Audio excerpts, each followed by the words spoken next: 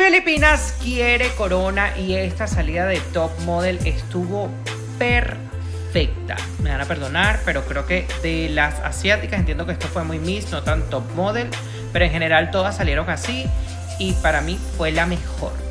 La mejor en las Asias. O sea, increíble. So mga kapolitika, napanood nyo po itong naging reaksyon ng isang Latino vlogger na si Rosely dito sa ating pambato sa Miss World 2026 during sa kailang top model na ginanap kahapon, kung saan is nairampa po ni Asia Rose Simpson itong kanyang blue gown na gawa ng isang Filipino designer na si Benj Love.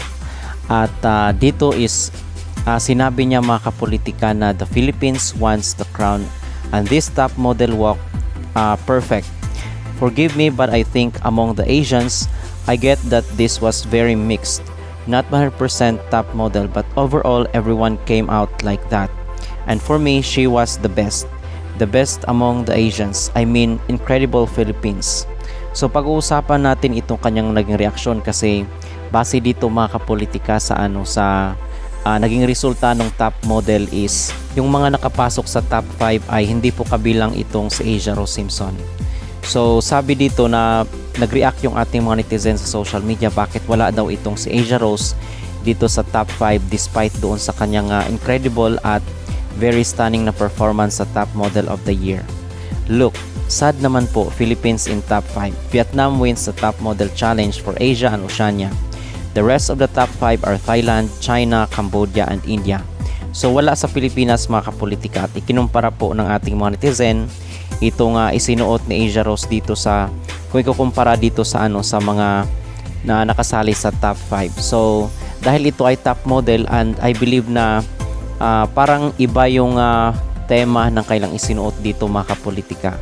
So hindi natin alam kung ano yung criteria na hinahanap ng mga judges dito sa kailang top model, or baka hindi nila sinali itong si Asia Rose dahil pasok naman na siya sa top 40.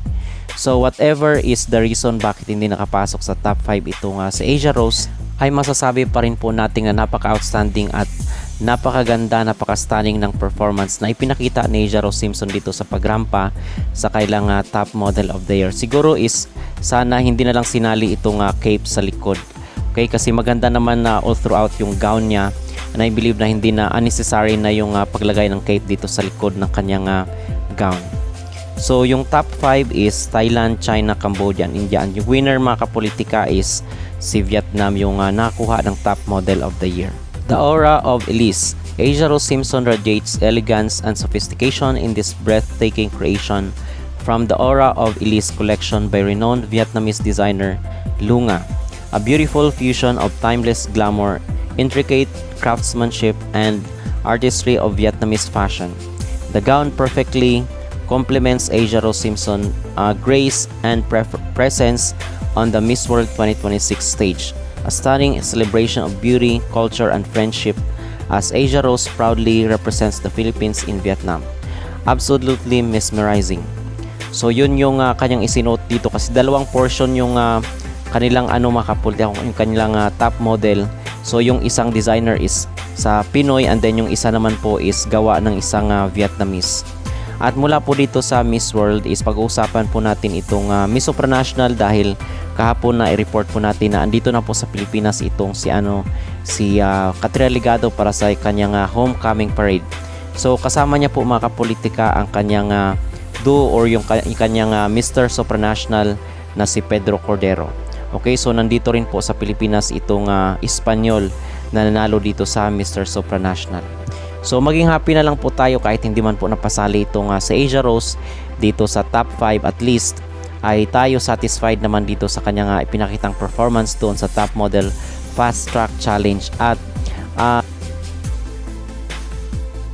pasok na siya sa top 40, diba? So ang sabi nga ng iba is give chance to others, although merong mga nagsabi na baka dinaya daw, pero para sa akin is okay lang po yung naging resulta ng kailangan top model challenge dito kagabi sa Miss World 2026.